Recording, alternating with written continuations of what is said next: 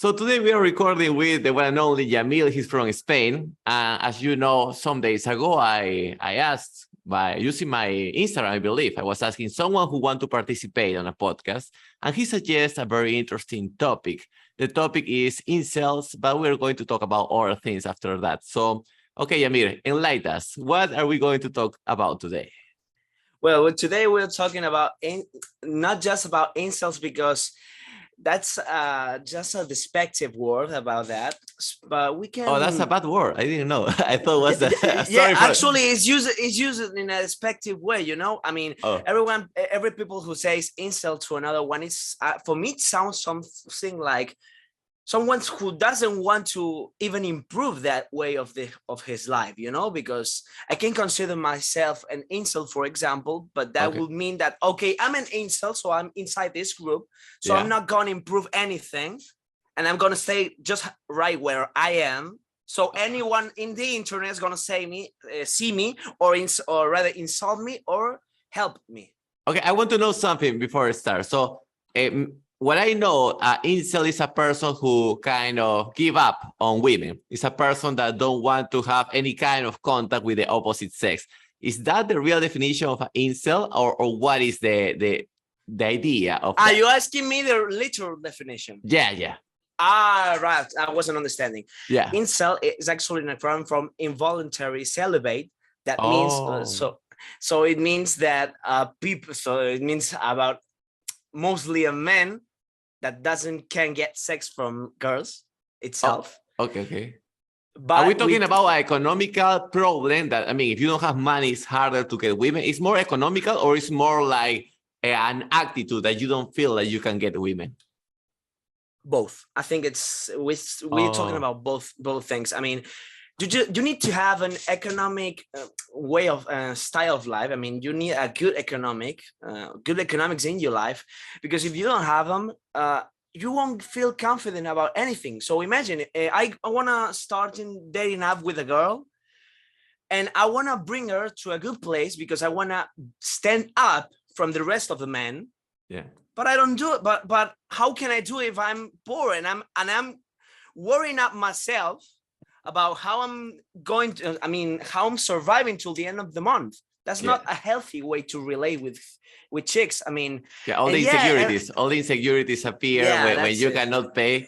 I was listening to an interview with Andrew Tate, and he said that you are always one man away of losing your girlfriend. So always there's going to be a guy who take her to a very restaurant. So I don't know you, but I believe the best way to keep your relationship is just by improving yourself, not to try to take care of a relationship. Yeah, that's exactly like that. I actually had a relationship, and it survived itself. I mean, you don't have to take care of anything. That's not a relationship. That's it. If you have a relationship, you don't have to take care of it. It just survives till it has to end. But some people doesn't realize that a relationship has an end, may have a start and may have an end for any kind of reason. It's not just, okay, I'm starting with this chick and I'm staying with her, I don't know, 3 years, and at the 3rd year it's gonna end, or I'll have to take care of it. No, it doesn't work like that. Maybe it ends, maybe she finds a better man, and maybe you find a better life and have to go out. That's something that may happen. And actually, I spoke with my girlfriend. Sooner than later, I'm going to London when I have a good economic position and a good job, which I could work online. So she knows you're going to leave. So she knows there's going to be a moment. I left. I already left. Oh, nice. I already left. That's nice. And the last year. That's a long story, but I made the choice. Okay. But one of the topics we spoke was, I'm going out of here. I mean, this is Spain is it's a bad country for me. I mean, it's good. It's good enough because it's a first world. It's categorized like first world country, but I don't see it like that. I mean, if you compare Spain with other countries that are in Europe, you can say that Spain maybe is not in the first place, right? Okay. Yeah, it's something like the Latin Americans from Europe. We don't. we don't be like native Latin Americans, but I'm actually Latin American. I'm from Argentina. I came here escaping Argentina, so I feel like this country is still copying some way to Argentina. Is a copy from Argentina. What, the culture or because the economy? I don't think so. The economy, the politics. Yeah. Okay. It goes like that. Okay. But the point here is, I was ready to say. I saw it. I said it to my girlfriend. I mean, I'm going out here.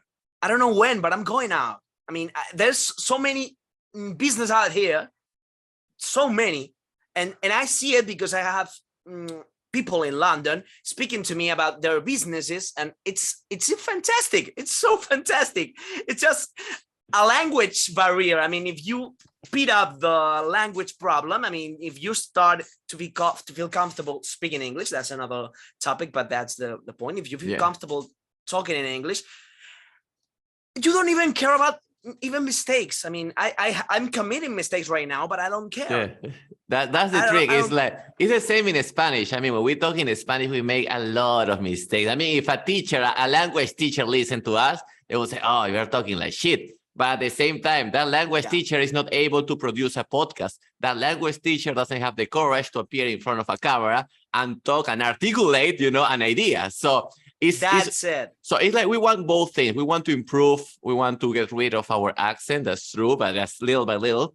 But more importantly, I believe we need to use the language to transmit emotions and knowledge to the rest of the people. And that's it. That you don't need anything else. And actually, that brings back to our old topic about insults and communicating and that stuff. And if you feel confident to do something, you don't give a damn about mistakes. And we go back to the last topic we had, where we don't have to give a damn about what a girl thinks about us, because I've seen so many forums speaking about, oh, I've seen this girl, and oh, should I have kissed her in the first meeting? Okay, maybe the answer is yes, but what's the matter with that? You did it wrong. The only way you can do it wrong is that to meet some women and make mistakes, and maybe them, they're not ready, and you just making mistakes. But if you don't give a damn about the mistakes you do. Yeah. You even have fun with mistakes. Yeah. I mean, the more that you punish, enjoy them. The more that you punish yourself, the harder it's going to be next time. And that also applies for sex. I have a lot of friends that they are worried, oh, I don't want to last, I don't want to be too fast, when I'm having my sex, I want to last more time. So the more that you are having that stress, now you don't enjoy the process. And if you don't enjoy the process, you never get into the flow state. So if you are not into the flow state, you will, maybe that is the reason. I always talk that with my customers.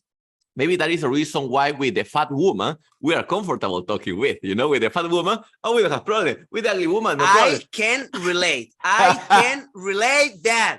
Yeah. I can frankly relate to that, what you just said. With the fat woman, you're perfect. Your jokes go smoothly. Yeah. But for me, one mindset that kind of helped me is always I try to assume that the other person is just my friend until the other person starts showing some signs of like sexual signs. But if the other person is kind of, it's like, I believe our idea of scarcity, that we think, oh, this is the last sexy woman, the last hot woman that we are going to see. That scarcity is what triggered the inner weaknesses that we have. Yeah, and what guarantees, and that's something and I never see in a debate. What guarantees you that you're going to be sexually good with that chick you cannot even talk? What guarantees you be sexual cute with that kind of chick? I mean, there's no. I mean, it's gonna work. I mean, it's gonna grow up itself. Yeah, I'm asking sincerely, because you'll be nervous as hell of that. It's like if for example, I work in photography part-time. In the other way, I have a company, but that's something different. But when I go to new events, I get nervous, and I'm sincere about that. When I go to talk with a girl I think I cannot afford in any way, I feel nervous. Yeah, I feel nervous, and when it scales up, the sexual relationship scales up, I feel even more nervous because I feel in myself that I cannot afford that. Yeah, so, totally. Yeah, totally. and it comes that when she's ugly, of course, I mean, it says, oh, of course, there's no way I cannot afford this. So really, sexual relationships become even better, and you don't know what's happening. So there you see lots of former incels. Yes. Having so much fun with a girl that doesn't just make them nervous, you know. That becomes in a, oh, I feel comfortable with this girl. Oh, maybe she has to become my friend, and there you go. Maybe that's the 80% of marriages. Maybe that's the balance that between how much do you want to sacrifice. It's like, do you prefer to be with a woman that you're going to be comfortable with, or do you prefer to be with a woman that is kind of the maximum reach that you can get? Because it's never going to be both things at the same time. You're never going to get your max reach and be comfortable. It's like trying to say, I want to drive my car, 200 kilometers per hour and being comfortable. You cannot have both things at the same time. Yeah, that's it. And you have to set your priorities. The problem here is the lying society we're getting, because everyone is pushing men through TikTok. Andrew Tate already said that.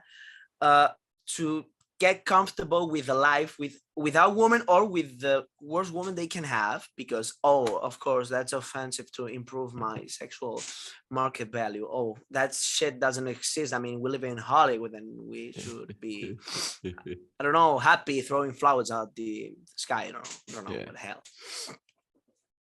Have you seen the last interview with Andrew Tate? It was like a 4 hours interview. I'm starting it. And I'm actually not a fan of Andrew Tate. I gotta say it. But I heard the censorship he's having, and I'm not. I mean, as I don't like so many things Andrew Tate say, I don't think anyone has to be canceled.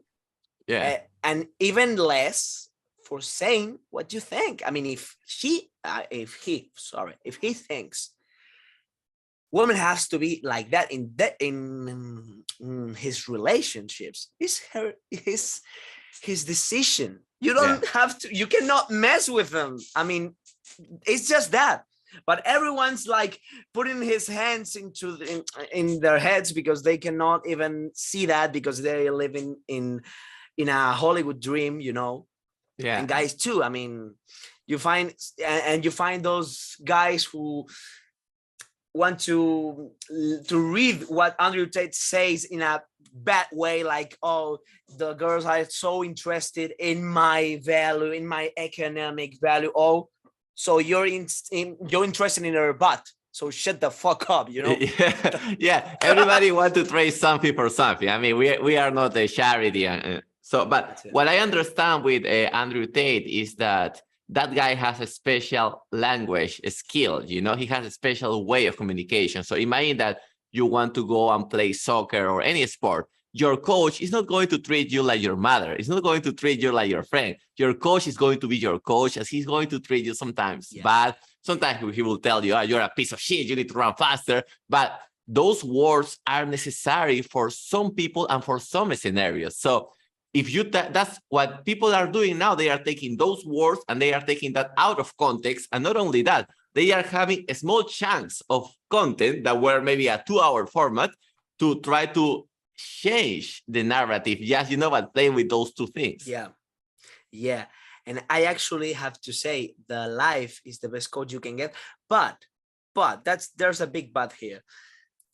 There's a big but here. in any way. Yeah, always. I actually keep curious about my life, because I have problems with that. I have problems with women. I don't need to hide it. I have problems. I have big problems since 2016, where I started asking myself what's happening, But every problem that's been happening to me, it has made me curious about what can I improve in any kind of way.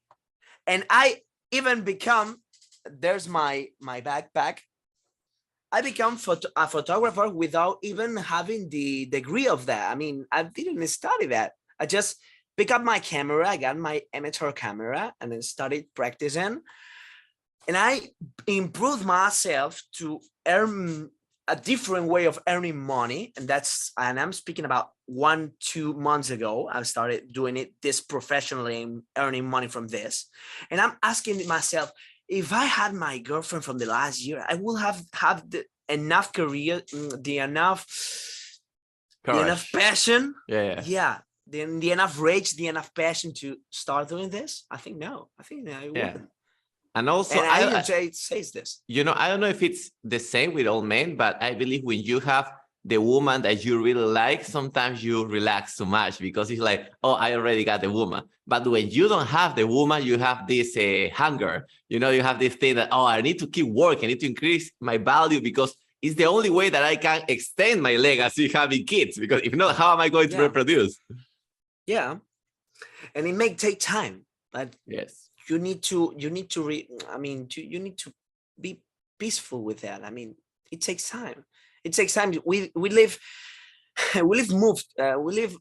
hard times right now. I mean, you need to, first of all, stop watching the TikToks that says that, oh, you should, oh, we don't see each other anymore. We don't see anymore. And I feel sad about that.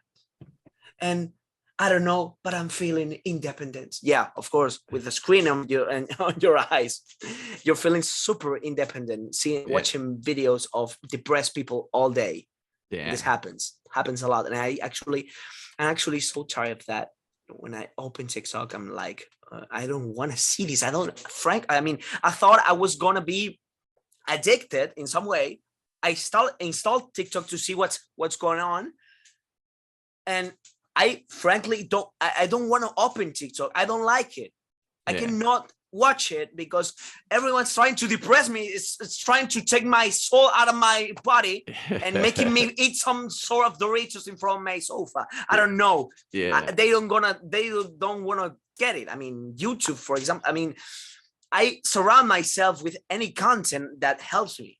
Yeah. And some people, voluntarily. Some people, they will say no, but if you follow the right people on TikTok, you can have better content. But I know for at least, I don't use TikTok neither, but I know for comments from other people that even if you follow like good accounts, they are going to little by little start showing you like, people with mental disease. So always it's like a funnel. So they try to take you to the problem, to the disorder. And the question that we could address is why the viral videos that we have in Western countries and also in North America and South America, also in your country maybe, are not the same that go viral on China. On China, their viral videos are about professionals, about important things. So it's like we can see that is a weapon and people treat it like just a friendly app. Yeah, no, yeah, of course. It seems like a friendly app, but you have to see what these viral videos have in common, okay? For example, a good example of a video no one wants to dislike is like that dog being mistreated by someone or killed. In some way, it's not censored. I don't know why. I mean, that pet, that dog, that cat that's being mistreated, it's some way not censored. I don't know why. I mean, TikTok censoring Andrew Tate's speech, but not a mistreating of an animal. Yeah. I just throw it here for all of you. Yeah. I'm just thinking the reason. Actually, I already know that. For example, they shut down a lot of my videos. One of them just because I was talking. There was an interview that I was doing while I was driving. So I was driving and a person was interviewing me. So, that's too dangerous. We are going to shut down that. So it's like, what the fuck? But always they do that after you do a video that they don't like. For example, I did a video against China. So, now they put you the cross. You cannot keep going viral. But well, that's an important thing. So let's try to go back to our main topic. So what do you think will be the best alternative for a guy that cannot get laid, a guy that cannot get sex? Is maybe go baby steps and try to, first just make friends, like start like that? Or what will be the first strategy for you? Go outside. I don't think there must be a strategy to take that problem itself out. You need to improve lots of things if you don't get laid. Lots of them. Go outside and make the situation that's unfair. I mean, because it's unfair. I mean, for me, it feels unfair that you don't get laid. For me itself, actually. and take your situation that's feeling unfair and destroy it. And how do we destroy that unfair situation? Making lots of things that make impossible for you to not get sexual proposals from other chicks. That's it. I mean, if you start improving yourself in a fitness way, in a professional way, in any way you can find, if you go outside there and start looking up, just looking up and see what's going on and what business you can get, what thing you can do, you eventually will know some people, and that people will bring you business, and that business will bring you economic stability. And maybe someday you will move up to another home, you have your own car, and you will be, you know what you're gonna be? Single. And what happens when you're single? You got a good economic situation, a good fitness way. I mean, it's almost impossible you don't get chicks unless you stay in the sofa all the day. But how did you get the home if you stay in the sofa all the day? It's impossible. Networking is a big thing. And you know, sometimes I wonder how bad are video games, because long time in my time, you know, we used to play video games until we got our first relationship, until we got our first girlfriend. Once that we had sex, you know, one time in our life, that was enough for us to fuck video games. You know, I just want the game. I want the real game. Yeah, because you bought the DLC that's called sex. so that was our take of life back then in time. But now I see people that they keep playing video games. I'm not saying that they are bad, but what I can feel is that sometimes these video games work as a shield for people that, okay, I don't go out, but I can play video games. So maybe having that second alternative sometimes could be a problem too. Yeah, of course it is. I mean, it's like, it's exactly a shield, but I don't even call it a shield. I mean, it's like, I have a bad life, so I'm gonna play video games, and video games will make me forget how bad my life it can be. Actually, you can have a bad marriage and you'll find the husband playing video games all the day. I actually seen that. I won't say of who, but I've seen a marriage. We can tag it in the comments. We can tag him in the comments. With a child. I mean, I personally knew that person that has a husband playing video games all the day and taking care of his daughter, less than 1 year old daughter. Okay. Just 2 hours a day and constantly battling with his wife, sorry. And I'm thinking, like, why did you choose to have a daughter in the first place? I mean, you wanted to stay playing video games. Why did you make that decision, that stupid decision? Because you just were following rules. And the thing here with the video game is, like, if you start playing video games and you have a bad life, for example, and you're not having sex with anyone, you're like evading from what's happening to you and putting yourself into that video game. And even it's even worse if it's online, because if it's offline, you may pause it and you may maybe think about something. But if it's online, you think you're in your real life inside that video game. Yeah. And I don't think there's anything worse than that. I got to make a point here. I actually learned English because my first time playing online in 2013, I met a chick. Nice. That only spoke English. So I was like, okay, I'm the worst in English of my class, but I'm hearing a feminine voice, so step away, and I'm starting to speak. And I actually have a video with my hair like this and some sunglasses like this. I mean, a nerd, totally nerd. A nerd as hell, totally nerd. And I'm like trying to speak English with all my forces, with all my strength, because that chick is coming every night with me to play. Well, that's true. I think love is a good teacher also, you know, like when you want to learn languages, acquire the language in that way is one of the best options. Yeah. But maybe that is the thing with video games, that you can still find some good things inside of it. As you mentioned, you know, learning languages. But the thing is, we need to put on a scale, you know, how much are we getting and how much are we losing? And in that way, kind of, does it make sense to watch? For example, if we watch Netflix, for example, we can watch a series on Netflix. Yeah, we can learn something from that series. We don't say that we are not going to learn it. But all the time, is it worth it all that time for that amount? Who knows? There's nothing that all the times make worth it. I mean, there's nothing. I mean, actually nothing. You need to your time in the gym. You need your time in one work. Yeah. For example, I have my office work, editing photos and taking care of an IT company. Okay. And the third word is going outside, selling myself to make some photos, you know. But that activity itself makes you improve because you need to go outside, you need to speak with people, you need to relate. And it's not easy. It's not easy because anyone can see here and say like, oh, that guy that speaks so fluently. Oh, well, I'm not so fluently. I just don't care about my mistakes speaking. Yeah. But and some people can say, oh, that guy speaks so well. Oh, I cannot do that. Okay, keep thinking about that. Do you think it's easy for me? You think it's easy for me to come here and be talking here with someone I frankly appreciate? You, Balta. Oh, thank you. I decide inside YouTube to consume your videos, your podcast videos while I'm training. Yeah. I'm still consuming YouTube.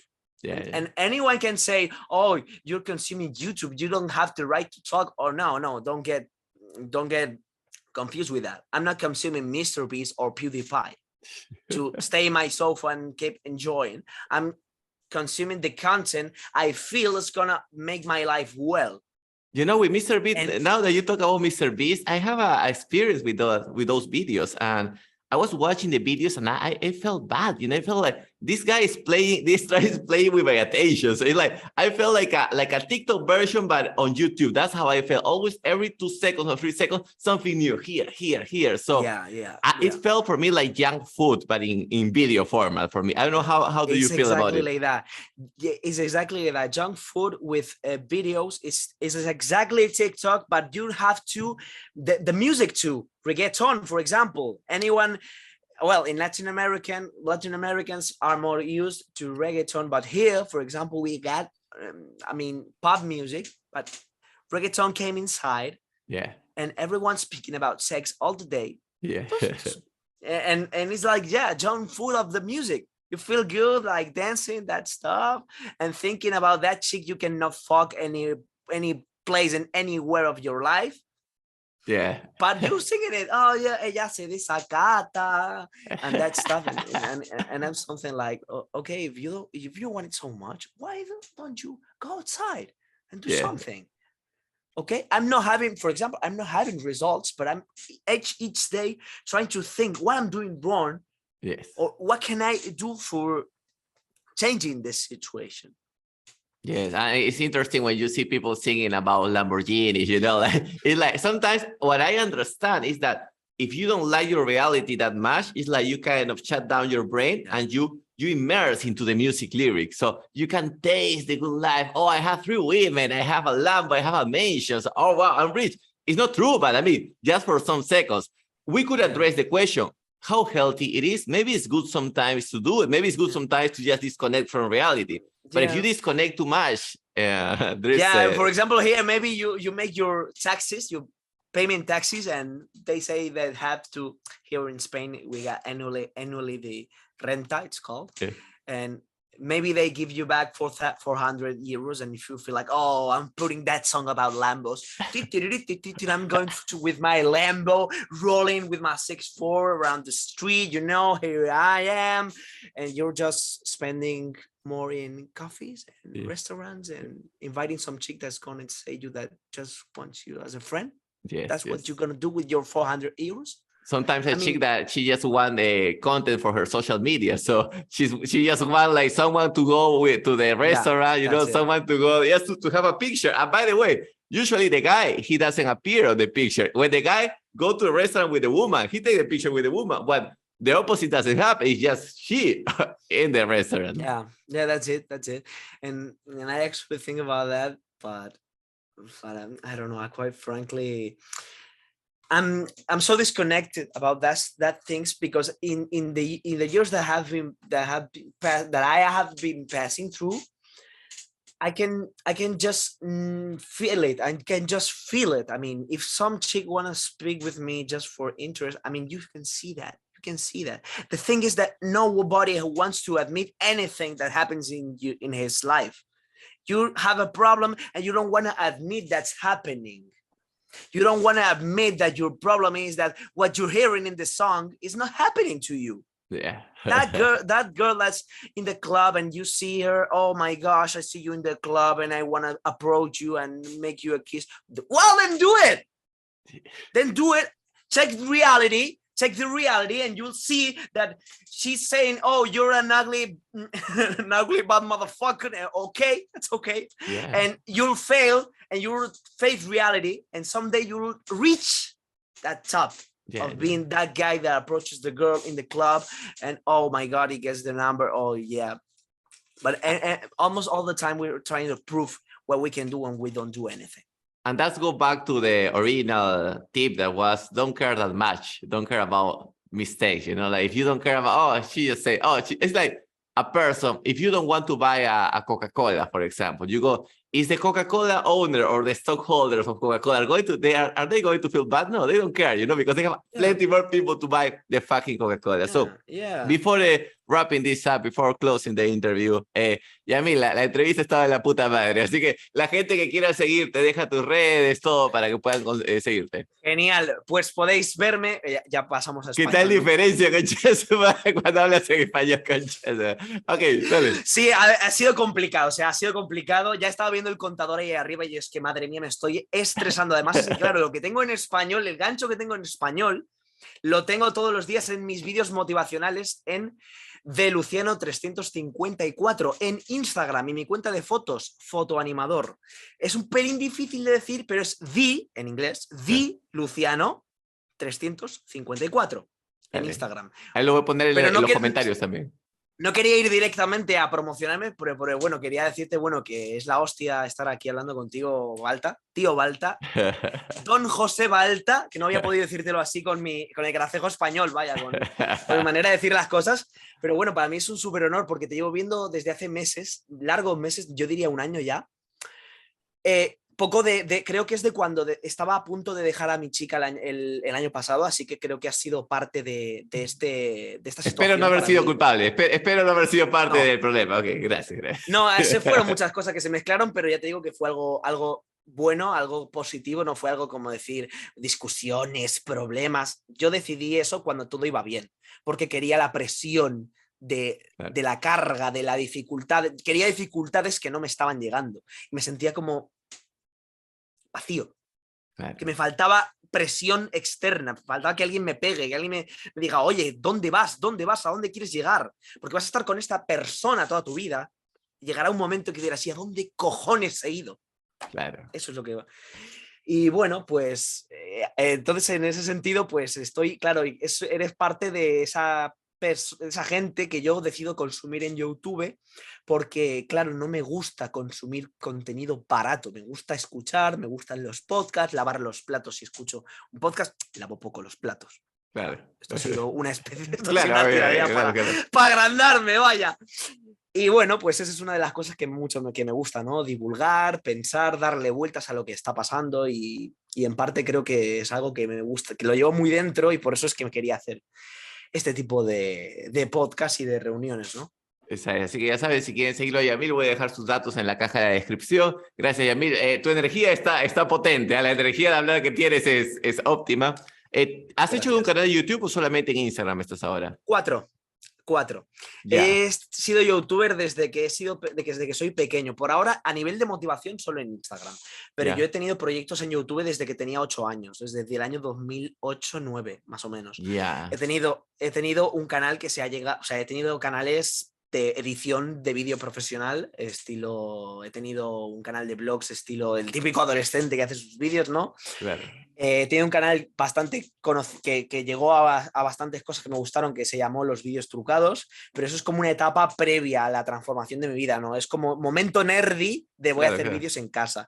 Y luego ya el tema de motivación me quiero meter en YouTube, pero quiero hacer algo bien, o sea, quiero hacer algo tocho y de verdad tener claro el mensaje del que quiero hablar, ¿no? En Instagram llevo 2 años haciendo vídeos para comentar con la gente, pues no, todas estas reflexiones y llegará un momento que diré, vale, ahora me meto en YouTube y explicaré todo esto que tengo que decir, todo esto que tengo que no sé, sacar de dentro, porque es que veo cada cosa, es que es ver a según qué amigos y que me digan, ay, es que he visto a esta chica es que mira, me escribió este día y luego me dejó en visto y yo, pero ¿qué clase de problemas de mierda me estás contando? Da alergia. Cuando uno escucha eso te da como que... Mira, ¿ves que estoy rojo? ¿Ves? Sí, así. Oye, ese es un buen tema para un próximo video. Yo creo que reacciones innecesarias de algunos hombres. Así que gracias, Yamil, por tu tiempo. Ya saben, síganlo, voy a dejar los datos. Nos estamos viendo en una próxima oportunidad. Suerte. Un abrazo a todo el mundo. Hermano, suerte.